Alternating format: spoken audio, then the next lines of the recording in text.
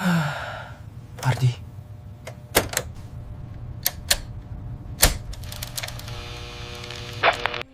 Assalamualaikum warahmatullahi wabarakatuh. Halo teman semua, kembali lagi bersama saya Sultan Diko. Gimana kabarnya hari ini?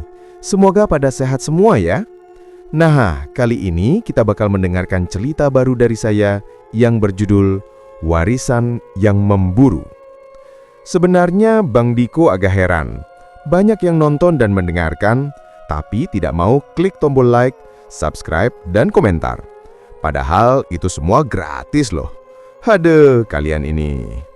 Seharusnya share juga video ini ke teman-teman kalian biar makin ramai.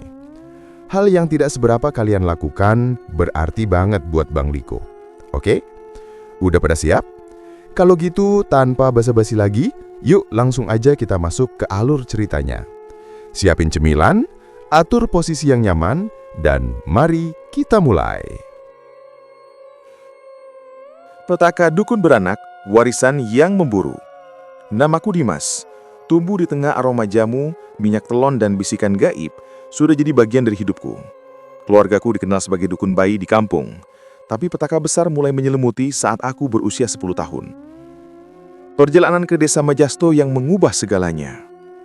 Dimas, ayo kita sowan ke Mbah Buyut, kata Ibu Sumi sambil mengelus lembut rambutku. Sudah lama kita nggak ke sana. Desa Majasto, Sukoharjo, adalah tempat kelahiran kakek buyutku, tokoh sakti yang dihormati sekaligus ditakuti karena kekuatannya. Tapi perjalanan kali ini terasa berbeda. Udara makin berat, pepohonan berbisik pelan, dan suasana makin menegangkan.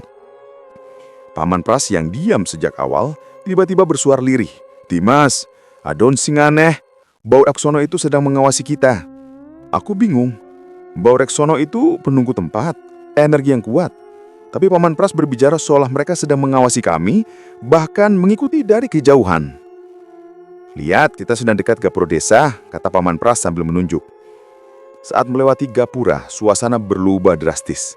Sosok kakek berambut putih panjang, mata merah menyala melayang di udara. Ia mengejar motor kami, tangannya terulur, seolah ingin menarikku ke dalam dunia gaib. Aku yang polos dan belum mengerti bahaya malah menyambut uluran tangannya. Kakek siapa? Tanyaku santai. Suara kakek itu serak dan mengerikan seperti berasal dari dasar sumur. Aku penjaga tanah ini, nak. Dan kamu adalah milikku. Motor oleng, jatuh menghantam jalan. Aku merasakan sakit luar biasa di lutut dan sikuku. Paman Pras menarikku menjauh, berusaha melindungi. Maafkan kami, ucap Paman Pras pelan, penuh hormat. Bocah iki turunane wong kene cuk diganggu. Kakek berambut putih itu menjeringih, gigi tajam berkilauan. Keturunan. Dia warisan, bisiknya, lalu menghilang dalam udara. Kejadian aneh di rumah Mbah Buyut. Sesampai di rumah, suasana makin mencekam. Rumah reot dan berlumut, aroma apak bercampur dupa. Tapi yang aneh, Mbah Buyut yang seharusnya sudah sangat tua dan lemah, tiba-tiba berlari ke dapur dengan gesit. Kenapa, Mbah? Tanyaku heran. Shh, jangan berisik. Ada yang tidak beres. Tapi saat panggilannya dari dapur, suara Mbah Buyut justru menjawab dari kamar. Iya, Sumi, ada apa? Kami saling memandang. Bagaimana mungkin dia ada di dua tempat sekaligus? Di kamar, Mbah Buyut menyuruhku mengisap rokok dari daun jagung kering. Aku menurut. Setelahnya pandanganku berubah. Sosok kakek putih dan perempuan berbaju merah menyala muncul lagi, bersama beberapa anak kecil yang tatapannya kosong dan mengerikan. Konflik meningkat. Mereka siapa, Mbah? Tanyaku digementar. Mbah Buyut bersenyum misterius. Mereka keluargamu yang lain, Dimas. Mereka menunggumu. Kamu harus siap. Perempuan berbaju merah itu mendekat dan mendesis di telingaku. Selamat datang di dunia kami, Dimas. Dunia penuh kekuatan dan kegelapan. Tiba-tiba suasana menjadi lebih mencekam. Suara gemuruh keras dan angin topan kecil menyelimuti rumah. Sosok-sosok gaib itu mulai bergerak dan menatapku dengan tatapan penuh amarah. Konflik utama. Dimas, mereka bukan cuma menunggu. Mereka ingin kamu ikut mereka jadi bagian dari warisan gelap ini. Kalau kamu gak mau, mereka akan menghancurkan semuanya. Keluargamu, desa ini, hidupmu. Aku merasa jantungku berdegup kencang. Apa yang harus aku lakukan, Mbah? Kalau kamu takut, mereka akan menang. Tapi kalau kamu berani, kamu bisa melawannya. Warisan ini bukan cuma kekuatan, tapi juga kutukan yang harus kau hentikan. Jawabnya dengan suara tegas. Konflik internal dan keputusan. Aku tahu aku harus memilih. Melawan mereka berarti mempertaruhkan nyawaku dan keluarga.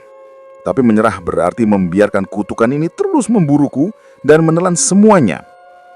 Dalam hati aku bertekad, aku nggak mau jadi korban lagi. Aku akan lawan mereka, apapun risikonya. Malam itu aku berjanji pada diriku sendiri. Aku akan mencari jawaban, kekuatan, dan cara mengalahkan mereka. Aku tahu perjalanan ini akan penuh bahaya dan pengorbanan. Tapi aku tidak punya pilihan lain. Penutup konflik. Di tengah ketegangan itu, aku merasa ada kekuatan yang bangkit dari dalam diriku. Aku tahu perjalanan untuk mengakhiri kutukan ini baru saja dimulai. Dan aku harus berani karena mereka yang menungguku tidak akan berhenti sampai aku menyerah atau mereka menang.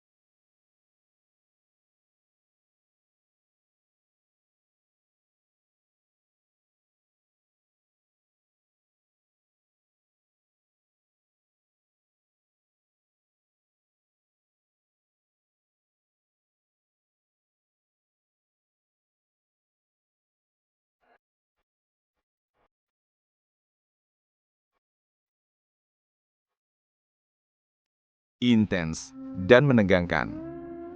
Dengan tekad membara, aku mempersiapkan diri ke desa Majasto. Pusaka peninggalan Mbah Buyut yang diselamatkan Paman Pras sebelum meninggal, kubawa serta keris ketil berukir naga, tasbih kayu cendana yang menenangkan, dan selembar kain batik kawung yang dipercaya menolak bala. Sebelum berangkat, aku berziarah ke makam Ibu Sumi dan Paman Pras. Di sana, aku berbisik, "Ibu, Paman, Dimas janji akan menghentikan semua ini. Dimas tidak akan membiarkan warisan ini menghancurkan hidup Dimas. Mohon restu dan lindungi Dimas dari bahaya." Perjalanan ke desa Majasto terasa lebih mencekam. Matahari seolah enggan bersinar, kabut tebal menyelimuti jalanan. Setiap melewati pepohonan rindang, aku merasa ada mata yang mengawasi. Saat memasuki gapura desa Majasto, energi yang sangat kuat terasa. Bulu kudukku meremang, jantungku berdegup kencang. Aku tahu mereka sudah menungguku. Desa Majastu tampak sepi dan sunyi. Tidak ada satupun warga yang terlihat beraktivitas. Rumah-rumah tampak kosong dan tidak berpenghuni. Suasana mencekam semakin terasa saat aku melewati rumah Mbah Buyut. Rumah itu tampak lebih reyot dan menyeramkan dari terakhir kali aku melihatnya. Aku memberanikan diri memasuki halaman rumah Mbah Buyut. Pintu rumah terbuka lebar, seolah mengundangku masuk. Aroma apak dan dupa menyambutku begitu aku melangkah masuk ke dalam rumah. "Halo, apa ada orang di sini?" sapaku dengan suara gemetar. Tidak ada jawaban. Hanya suara derit pintu dan angin yang berdesir melalui celah-celah dinding yang reyot. Aku melangkah masuk lebih dalam ke dalam rumah. Ruang tamu tampak berantakan dan tidak terawat. Debu tebal menutupi seluruh perabotan. Di dinding tergantung foto-foto Mbah Buyut dan leluhurku yang lain. Tatapan mereka seolah mengikuti gerakanku. Tiba-tiba aku mendengar suara bisikan dari belakangku. "Selamat datang kembali, Dimas." Aku berbalik dan melihat sosok kakek berambut putih berdiri di ambang pintu. Matanya merah menyala dan senyumnya mengerikan. "Siapa kau, Dimas?" Aku bertanya dengan nada gemetar, berusaha menyembunyikan rasa takutku.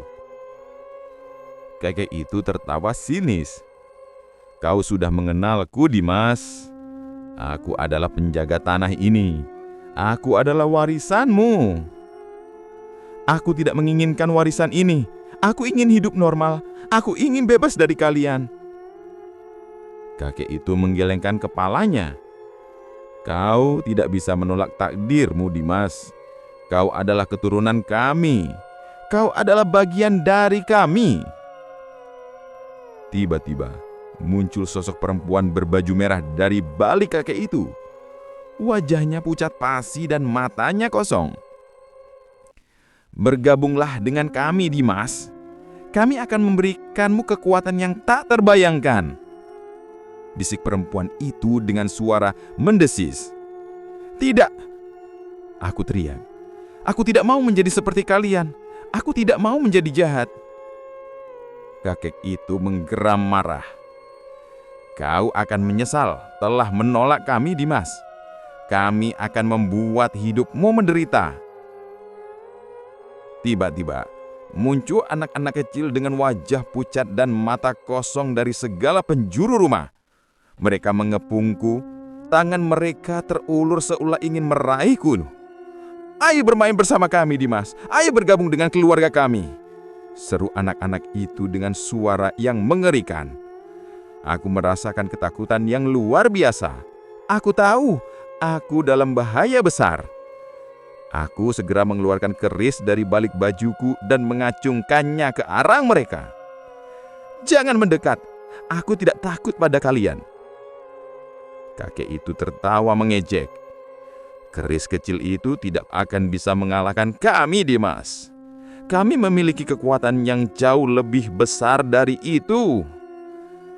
Perempuan berbaju merah itu melangkah mendekatiku. "Serahkan dirimu, Dimas. Jangan melawan takdirmu." Aku menggelengkan kepalaku. "Tidak, aku tidak mau menyerah. Aku akan melawan kalian." Tiba-tiba, aku teringat akan tasbih kayu cendana yang kubawa. Aku segera mengeluarkan tasbih itu dan mulai berzikir. Aroma kayu cendana menyebar ke seluruh ruangan. Aku merasakan energi positif mengalir ke dalam tubuhku. Ketakutanku perlahan menghilang, digantikan dengan keberanian dan keyakinan. Anak-anak kecil itu mulai menjerit dan mundur menjauhiku. Mereka tidak tahan dengan energi positif yang terpancar dari tasbihku. Kakek itu menggeram marah. "Tasbih itu tidak akan bisa mengalahkan kami, Dimas. Kami akan menghancurkannya." Kakek itu mengulurkan tangan ke arahku. Tiba-tiba muncul bola api di telapak tangannya. Ia melemparkan bola api itu ke arahku. Aku menghindar dengan sigap. Bola api itu menghantam dinding dan membakar kayu-kayu yang lapuk. Aku tahu, aku harus bertindak cepat. Aku tidak bisa hanya bertahan. Aku harus menyerang. Aku segera melemparkan kain batik bergambar kawung ke arah kakek itu. Kain itu melayang di udara dan menutupi tubuh kakek itu. Kakek itu menjerit kesakitan. Kain batik itu seolah membakar kulitnya. Ia berusaha melepaskan kain itu dari tubuhnya, namun tidak berhasil. Perempuan berbaju merak itu berusaha menolong kakek itu, namun aku menghadangnya. Aku mengancurkan keris ke arahnya. Perempuan itu tampak ketakutan. Ia mundur menjauhiku. Aku mendekati kakek yang masih berusaha melepaskan kain batik dari tubuhnya. Aku mengangkat keris tinggi-tinggi dan bersiap untuk menusuknya. Tiba-tiba aku mendengar suara Ibu Sumi di benakku. "Jangan bunuh dia, Dimas. Dia adalah leluhurmu." Aku tersentak. Aku tidak tahu apa yang harus kulakukan. Aku melihat kakek itu. Aku melihat kesedihan dan penyesalan di matanya. Aku mengurungkan niatku untuk menusuknya. Aku menurunkan keris dan berlutut di hadapannya. Aku tidak akan membunuhmu, Dimas," ujarku dengan nada lirih. "Tapi aku ingin kau pergi dari hidupku. Aku ingin kau membiarkan aku hidup tenang." Kakek itu terdiam sejenak. Lalu ia mengangguk pelan. "Baiklah, Dimas. Aku akan pergi. Tapi ingat, warisan ini akan selalu ada. Suatu saat nanti kau akan membutuhkannya." Kakek itu kemudian menghilang bersama perempuan berbaju merah dan anak-anak kecil itu. Rumah Mbak Buyut kembali sepi dan sunyi. Hanya aku seorang diri di sana. Aku terduduk lemas di lantai. Aku merasa sangat lelah dan terpukul. Aku tidak tahu apakah aku telah berhasil mengalahkan mereka atau tidak. Aku tidak tahu apakah mereka akan kembali lagi atau tidak. Yang aku tahu, aku telah melakukan yang terbaik yang bisa aku lakukan. Aku telah berjuang untuk membebaskan diri dari warisan yang memburu ini. Aku berharap mereka tidak akan pernah kembali lagi. Aku berharap aku bisa hidup tenang dan bahagia. Aku bangkit berdiri dan melangkah keluar dari rumah Mbah Buyut. Aku meninggalkan desa Majastuh dengan hati yang hancur dan penuh pertanyaan. Aku meninggalkan desa Majastuh dengan hati penuh beban dan ketakutan. Rasanya seperti terlahir kembali. Beban berat yang selama ini menghimpit dada seolah terangkat, memberi ruang untuk bernafas lega. Tapi di balik itu semua aku tahu, bayangan masa lalu tidak akan pernah benar-benar hilang. Aku kembali ke kampung halamanku, mencoba menjalani hidup normal, kerja serabutan, mencari sesuap nasi, berusaha melupakan kejadian mengerikan di desa itu, warisan terkutuk yang terus membayang-bayangi di pikiranku. Namun sekeras apapun aku berusaha, bayangan itu selalu hadir, mimpi buruk tentang kakek berambut putih, perempuan berbaju merah dan anak-anak kecil yang mengerikan terus menghantuiku.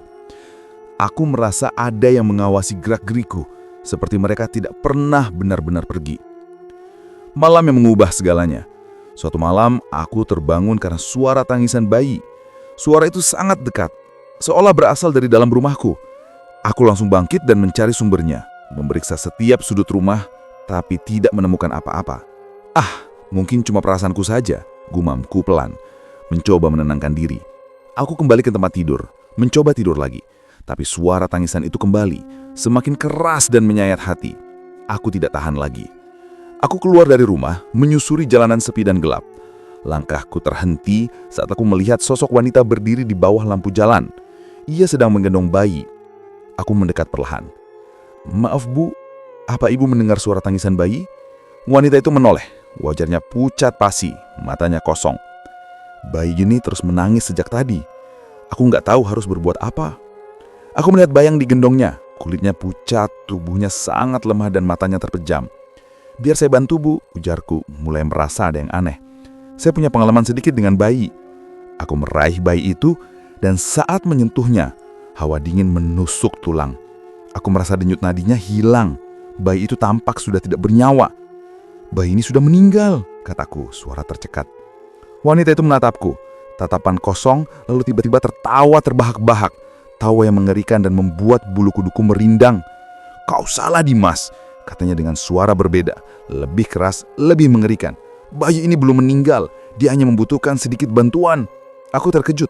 Bagaimana dia tahu namaku? Aku belum pernah bertemu wanita ini sebelumnya. "Siapa kau?" tanyaku, suara bergetar. Wanita itu menyeringai. Wajahnya berubah menjadi wajah perempuan berbaju merah yang mengerikan. Bayang aku gendong berubah menjadi boneka jerami penuh darah. Aku menjerit dan melemparkan boneka itu ke tanah. Mundur, ketakutan, jantungku berdegup kencang. "Apa yang kau mau dariku?" aku berbisik, suara gemetar. Perempuan berbaju merah itu tertawa sinis. "Aku ingin kau menerima warisanmu, Dimas. Aku ingin kau jadi dukun bayi yang hebat seperti leluhurmu." "Aku nggak mau," aku berteriak keras. "Aku nggak mau jadi seperti kalian." Dia menggeram marah. "Kau tak punya pilihan, Dimas. Takdirmu sudah tertulis. Kau akan menjadi milik kami selamanya." Tiba-tiba dari balik perempuan itu muncul sosok kakek berambut putih. Matanya merah menyala, senyumnya mengerikan. "Kau akan bergabung dengan kami, Dimas. Kau akan menjadi bagian dari keluarga kami." Aku merasakan ketakutan luar biasa. Mereka tidak akan membiarkanku hidup tenang. Mereka akan terus memburuku sampai aku menerima warisan ini atau mati karenanya. Aku ingat pesan terakhir Paman Pras sebelum meninggal. "Lari, Dimas, lari sejauh mungkin. Jangan biarkan mereka menemukanmu." Aku tidak ragu. Aku harus pergi, menjauh dari mereka. Aku berlari sekuat tenaga meninggalkan perempuan berbaju merah dan kakek berambut putih yang terus mengejar bayang-bayang di pikiranku. Perjalanan pelarian. Aku terus berlari sampai tiba di stasiun kereta. Tanpa pikir panjang, aku membeli tiket ke kota yang paling jauh dari kampung halamanku. Aku masuk ke dalam kereta, mencari tempat duduk di dekat jendela, dan menatap keluar saat kereta mulai melaju. Kampung halamanku semakin menjauh. Aku berharap di kota baru aku bisa memulai hidup yang berbeda, yang jauh dari bayang-bayang gelap itu. Tapi aku tahu mereka tidak akan pernah benar-benar hilang. Mereka akan terus memburuku, menunggu saat aku lengah. Dan aku harus bersiap karena aku tahu perang ini belum selesai. Aku menatap keluar jendela dan berbisik pelan. Aku akan bertahan. Aku harus.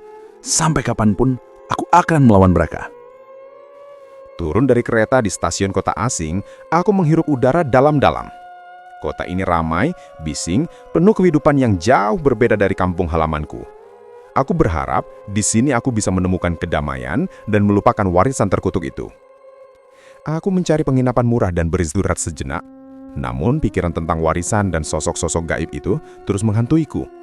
Aku tidak bisa tidur nyenyak. Keesokan harinya aku memutuskan mencari pekerjaan. Aku berkeliling kota, menawarkan tenagaku di berbagai tempat. Namun, tak ada yang mau menerimaku. Mereka melihatku sebagai orang asing tanpa keterampilan dan pengalaman. "Maaf mas, kami tidak butuh tenaga tambahan saat ini. Coba cari di tempat lain saja," kata mandor bangunan. "Kami hanya terima pekerja yang sudah berpengalaman." Aku merasa putus asa. Tak punya uang, pekerjaan, dan tempat tinggal. Aku tidak tahu apa yang harus kulakukan. Saat berjalan menyusuri jalanan ramai, aku melihat wanita tua duduk di depan toko. Ia tampak sedang membaca kartu tarot. Aku mendekat. "Maaf bu," sapaku. "Apa ibu bisa meramalkan masa depanku?" Wanita itu menoleh. Wajahnya keriput, matanya tajam. "Duduklah," katanya serak. "Aku bisa melihat masa depanmu." Aku duduk di hadapannya. Ia mulai mengocok kartu tarot dan menyusunnya di atas meja. Setelah beberapa saat, wanita itu mengangkat kepala dan menatapku serius. "Kau punya masa lalu kelam. Kau punya warisan kuat. Tapi kau juga punya musuh berbahaya." Aku terkejut. Bagaimana dia tahu tentang masa laluku dan warisanku? "Siapa kau?" tanyaku curiga. Wanita itu tersenyum misterius. "Aku orang yang bisa membantumu," jawabnya. "Aku tahu cara mengendalikan warisanmu dan mengalahkan musuhmu." Aku tertarik dengan tawarannya. Aku ingin tahu lebih banyak tentang warisanku dan bagaimana cara mengendalikannya. "Apa yang harus kulakukan?" "Kau harus ikut aku. Aku akan membawamu ke tempat aman dan mengajarkanmu semua yang perlu kau ketahui." Aku ragu sejenak. Bisakah aku mempercayai wanita ini? Namun aku tak punya pilihan. Aku harus mengambil risiko. Baiklah, ujarku. Aku akan mengikuti ibu. Wanita itu tersenyum. Ia mengemasi kartu tarotnya dan berdiri. Ayo, kita harus pergi sekarang. Aku mengikuti wanita itu menyusuri jalanan ramai. Kita berjalan cukup jauh sampai tiba di rumah tua terpencil. Rumah itu tampak sepi dan tidak terawat. Dindingnya penuh lumut, atapnya bocor di sana-sini. Suasana di sekadar rumah itu terasa angker dan mencekam. Rumah ini halamanku, kata wanita itu. Di sini kau akan belajar tentang warisanmu. Kita masuk ke dalam rumah. Di dalam, rumah itu tampak lebih berantakan dan kotor. Debu tebal menutupi seluruh perabotan. Aroma apak dan dupa bercampur menjadi satu menciptakan suasana yang tidak nyaman. Wanita itu menyuruhku duduk di kursi kayu reot. Ia kemudian pergi ke ruangan di belakang rumah. Aku duduk di kursi itu dan menunggu. Aku merasa tidak nyaman di rumah ini. Aku merasa ada sesuatu yang aneh dan mengancam di sini. Tiba-tiba, aku mendengar bisikan dari belakangku. Kau telah membuat pilihan yang salah, Dimas. Kau seharusnya tidak percaya pada wanita itu. Bisik suara itu. Aku berbalik dan melihat sosok kakek berambut putih berdiri di ambang pintu. Matanya merah menyala, senyumnya mengerikan. Aku terkejut melihat kakek itu muncul di sini. Aku kira aku sudah berhasil melarikan diri darinya. Apa yang kau lakukan di sini? Tanya Kumora. Aku sudah memperingatkanmu untuk menjauhiku. Kakek itu tertawa sinis. Kau takkan bisa lari dari takdirmu, Dimas. Kau akan selalu menjadi milik kami. Tiba-tiba muncul sosok perempuan berbaju merah dari balik kakek itu. Wajahnya pucat pasi, matanya kosong. Wanita itu musuh kami, Dimas. Bisik perempuan itu mendesis. Dia akan mencoba merebut warisanmu dari kami. Aku menatap kakek dan perempuan itu curiga. Siapa yang harus kupercayai? Apa yang sebenarnya terjadi? Tanya aku. Kami akan menjelaskannya kepadamu.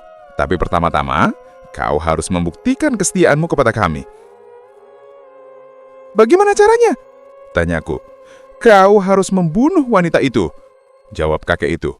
Aku terkejut mendengar permintaan itu. Aku tidak bisa membunuh orang lain. Aku bukan pembunuh. Aku tidak bisa melakukan itu, ujarku. Kakek itu menggeram amarah. Kau tak punya pilihan, Dimas. Jika kau tidak membunuh wanita itu, kami akan membunuhmu. Aku merasa terpojok. Aku tidak tahu apa yang harus kulakukan. Tiba-tiba, wanita tua itu kembali dari ruangan belakang. Ia membawa pisau belati di tangannya. Aku tahu apa yang sedang kalian rencanakan, kata wanita itu tegas. Aku tak akan membiarkan kalian menyakiti Dimas. Wanita itu melemparkan pisau belati itu ke arahku. Bunuh mereka, Dimas, teriak wanita itu. Bunuh mereka sebelum mereka membunuhmu. Aku menangkap pisau belati itu. Aku menatap kakek dan perempuan itu dengan tatapan bimbang. Aku harus membuat keputusan. Aku harus memilih antara hidup dan mati. Siapa yang akan kupercayai? Siapa yang akan kubunuh? Nah, itu tadi untuk cerita hari ini. Gimana, bikin penasaran kan? Mau tahu kelanjutannya? Makanya, jangan sampai ketinggalan part berikutnya ya. Akhir kata, saya Sultan Diko pamit undur diri. Wassalamualaikum warahmatullahi wabarakatuh. Sampai jumpa lagi.